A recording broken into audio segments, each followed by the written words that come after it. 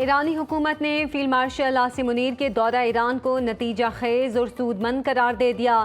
ایرانی صدارتی دفتر سے جاری بیان میں کہا گیا کہ فیلڈ مارشل عاصم منیر کا ایران کا دورہ انتہائی نتیجہ خیز رہا۔ فیلڈ مارشل کے دورے میں قابل قدر سفارتی کامیابیاں حاصل ہوئیں۔ دورے کے نتائج جلد ہی سامنے آنا شروع ہو جائیں گے۔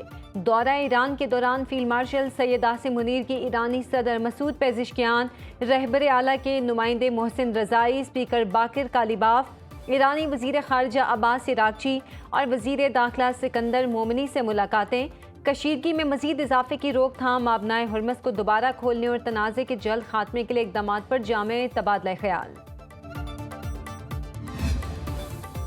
فیلڈ مارشل عاصم منیر اور ایرانی صدر کی ملاقات انتہائی مثبت اور نتیجہ خیز رہی۔ دیرپا امن کی راہ ہموار ہونے کی امید ہے۔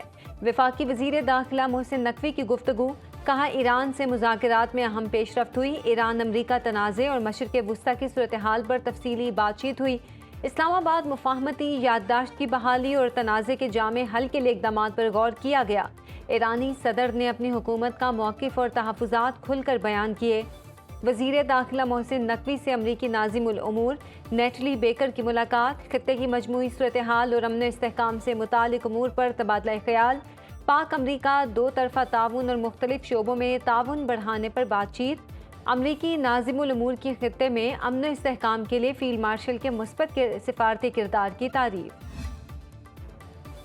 وزیر خارجہ اسحاق ڈار سے ترک ہم منصب حاکان فیدان کا ٹیلی فونک رابطہ، ترجمان دفتر خارجہ کے مطابق دو طرفہ تعلقات سمیت علاقائی صورتحال اور باہمی دلچسپی کے امور پر گفتگو، علاقائی وزرائے خارجہ کے آئندہ اجلاس پر بھی تبادلہ خیال، اسحاق ڈار اور حاکان فیدان کی آئندہ کثیر الجہتی روابط سے بات چیت، پاکستان ترکی کے وزرائے خارجہ کا قریبی رابطہ برقرار رکھنے پر اتفاق۔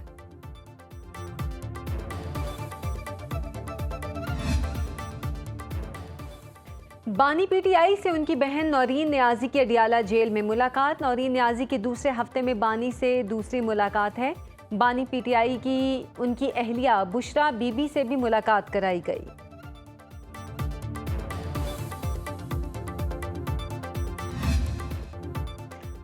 بانی پی ٹی آئی کا شفا ہسپتال میں علاج نہ کرانے کے خلاف توہین عدالت کی درخواست کو number allot, registrar office supreme court نے فریقین کو الزامات کی فہرست نہ بھجوانے کا اعتراض لگایا۔ پی ٹی آئی نے اعتراض دور کر کے دوبارہ درخواست دائر کی۔ بانی کی بہن ڈاکٹر عظمیٰ خان نے جلد سماعت کے لیے درخواست دائر کر دی۔ سینیٹر علی ظفر نے سینٹ اجلاس میں کہا، سپریم کورٹ کے احکامات کی خلاف ورزی کی گئی، عدالتی احکامات ہی تبدیل کر دیے گئے۔ پیمز ہسپتال میں دل چیک کرنے والی مشین ہی دستیاب نہیں تھی۔ حکومت کو کہتا ہوں آپ عدالت نہ بنیں۔ آپ کی بانی پی ٹی آئی سے مخالفت ہے یا ان کی سیاست سے؟ حکومت بانی پی ٹی آئی کی صحت پر سیاست نہ کرے۔ صرف بانی پی ٹی آئی کی بات نہیں کر رہا، آئین کی بات کرنا چاہتا ہوں۔ سینیٹر علی ظفر نے سینٹ میں قرارداد کے لیے تحریک پیش کر دی۔ آپ عدالت نہ بنے اور خود سے تشریح کر کے خود سے جو ہے وہ اس کے اوپر عمل درآمد کو جو ہے وہ اپنے طریقہ کار سے نہ کریں۔ نہیں، ایسا بالکل نہیں ہے، ہم بھی نہیں کر سکتے، ہم بھی نہیں کریں گے۔ اور انہوں نے کہا کہ جی آپ عمران خان صاحب کی صحت کے ساتھ جو ہے وہ آپ نہ کھیلیں اور ان کے اس سے متعلق جو ہے وہ آپ جو ہے وہ ایسا عمل جو ہے وہ نہ کریں۔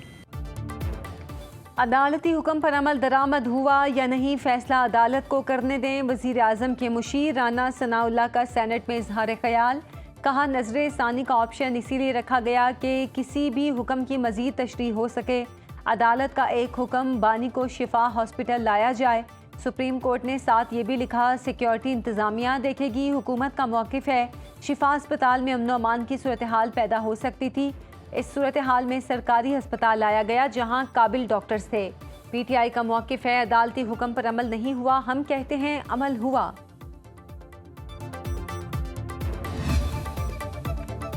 متحدہ اپوزیشن کا بانی پی ٹی آئی سمیت تمام سیاسی قیدیوں کی فوری رہائی کا مطالبہ، سپریم کورٹ کے فیصلے پر عمل درآمد یقینی بنانے کے لیے پارلیمنٹ میں قرارداد لانے کی تجویز پر غور، آزاد، منصفانہ اور شفاف انتخابات کے ذریعے حقیقی عوامی نمائندہ پارلیمان تشکیل دینے کا مطالبہ، متحدہ اپوزیشن کی مشترکہ پارلیمانی پارٹی کے پہلے باضابطہ اجلاس کا اعلامیہ جاری، قومی معاملات پر مشترکہ پارلیمانی موقف اختیار کرنے کا فیصلہ، آئین سے متصادم قانون سازی کے خاتمے کے لیے آئینی، قانونی، پارلیمانی اور جمہوری ذرائع استعمال کرنے کا اعلان، پارلیمنٹ کے اندر منظم، مؤثر اور مربوط مشترکہ کردار ادا کرنے کا فیصلہ، رابطے، مشاورت اور مشترکہ حکمت عملی کے لیے کوارڈینیشن میکنزم تشکیل دینے پر اتفاق، امن و امان، مہنگائی، معاشی بحران، خارجہ پالیسی، صوبائی حقوق اور عدالتی فیصلوں پر عمل درآمد کے معاملات پارلیمنٹ میں مؤثر انداز سے اٹھانے کا فیصلہ،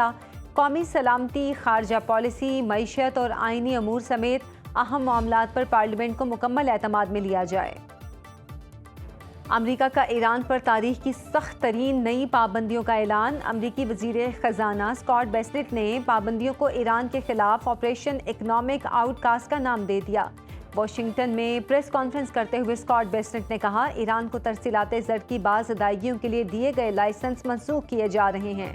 ایران کے لیے ہر مالیاتی لائف لائن مستقل طور پر بند کی جائے گی۔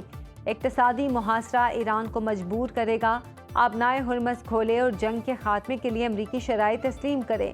کسی کو امریکی صبر آزمانے کی کوشش نہیں کرنی چاہیے۔ ایران سے تعاون کرنے والے ممالک اور کمپنیوں کو بھی امریکی پابندیوں کا سامنا کرنا پڑے گا۔ جو ممالک امریکہ کے ساتھ کھڑے ہوں گے انہیں شراکت داری کے ثمرات حاصل ہوں گے۔ جو ممالک امریکی توقعات پر پورا نہیں اترنا چاہتے انہیں ڈالر کے مالیاتی نظام سے نکلنا ہوگا۔ ایران نے نئی امریکی پابندیوں کو ناکامی قرار دے دیا۔ اقتصادی پابندیوں سے نمٹنے کے لیے تہران کا 2 سالہ معاشی منصوبہ تیار، ایران کے اقتصادی امور کے سربراہ سید علی مدنی زادہ نے کہا، تہران پہلے ہی ان اقدامات کی توقع کر رہا تھا۔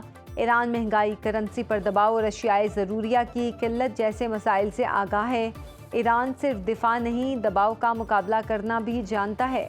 امریکہ ہماری شریانیں نہیں کاٹ سکتا۔ محسن رضائی نے کہا، ایران کے خلاف اقتصادی جنگ جاری رہی تو آبنائے ہرمز سے تیل کا ایک قطرہ بھی گزرنے نہیں دیں گے۔ ایرانی فوج کے سربراہ جنرل امیر حاتمی نے کہا، ایران 20 سال تک بھی جنگ لڑنے کے لیے تیار ہے، دشمن کی ہر جارحیت کا دندان شکن جواب دیں گے۔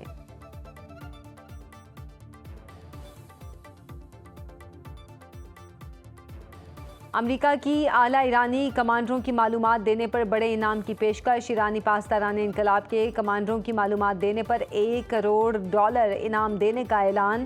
امریکی محکمہ خارجہ کے مطابق انعام اور ممکنہ طور پر محفوظ منتقلی کی پیشکش، مطلوب افراد میں IRGC کے کمانڈر احمد واحدی، خاتم الانبیاء سینٹرل ہیڈ کوارٹرز کے سربراہ علی عبداللہ، IRGC ایروسپیس فورس کے ڈرون یونٹ کے کمانڈر سعید آقا جانی، سائبر الیکٹرانک کمانڈ کے سربراہ حمید رضا لشکریان بھی شامل۔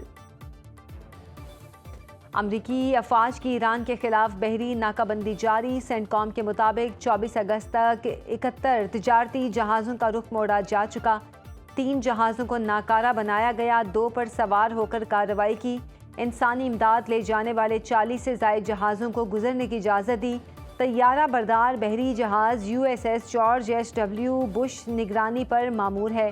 عمان کے ساحل کے قریب آئل ٹینکر پر پروجیکٹائل حملہ، جہاز ناکارہ ہو گیا۔ برطانوی میری ٹائم ٹریڈ آپریشنز ایجنسی کے مطابق حملے میں جہاز کے انجن روم کو نقصان پہنچا، عملہ محفوظ رہا۔ حملے کے بعد فوری کسی ماحولیاتی نقصان یا تیل کے رساؤ کی اطلاع نہیں۔ اقوام متحدہ کا آبنائے ہرمز میں ضروری اشیاء کی ترسیل کے لیے نیا میکنزم تجویز، UN میکنزم کے تحت کھاد اور خام مال لے جانے والے بحری جہازوں کی رجسٹریشن اور تصدیق ہوگی۔ آبنائے ہرمز میں بحری جہازوں کی نگرانی کا انتظام عمان میں کیا جائے گا۔ سیکرٹری جنرل اقوام متحدہ انتونیو گوتریس نے کہا، آبنائے ہرمز میں بحری جہازوں کی آمد و رفت تقریباً رک گئی۔ مجوزہ طریقہ کار پر عمل درآمد کے لیے تنازع میں شامل تمام ممالک کی رضامندی ضروری ہے۔